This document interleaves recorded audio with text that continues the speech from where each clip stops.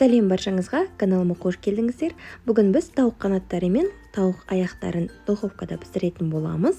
Жасалу жолы жеңіл. Бұл рецепті толық тағам ретінде, ас ретінде қолдануға болады, болмаса холодная закуска ретінде қолдансаңыз да болады. Алдымен бізге майонез қажет болады. 2 үлкен қасық деп есептеңіз. Және де шай қасықпен бізге томатный паста, болмаса кетчуп қажет. Және шай қасықтың ұшымен қара бұрыш, тура солай қызыл бұрыш, және паприка, және карри, және 2 чеснокты осылай өткіземіз, болмаса ұсақтап тураймыз. Карри қосу міндетті емес. Ол сарғыш түс береді, сол себепті ғана қостым. Және тұз көрсету ұмытып кеттім бұл жерде, бірақ 1 қасық тұз жеткілікті болады. Жақсылап барлығын араластырамыз.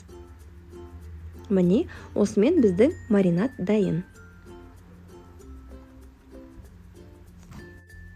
Алдын ала тауық қанаттары мен аяқтарын жуып, тазалап, кептіріп қойдым.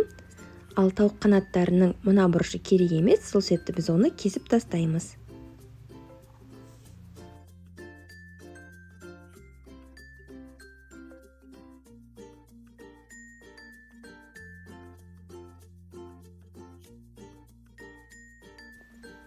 Ал енді маринадтаймызда 20-30 минутқа, болмаса 1 түнге де қоюға болады.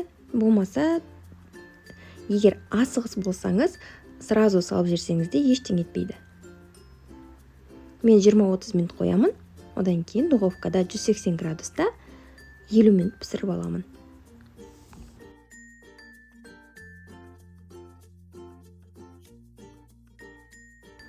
Мінекей, біздің тауық қанаттары өте керемет дайын болды. Көріп тұрғандай, сырты хрустящий, өте жұмсақ болып пісті. Дастарханда өте әдемі көрінеді. Міндетті түрде жасап көріңіздер.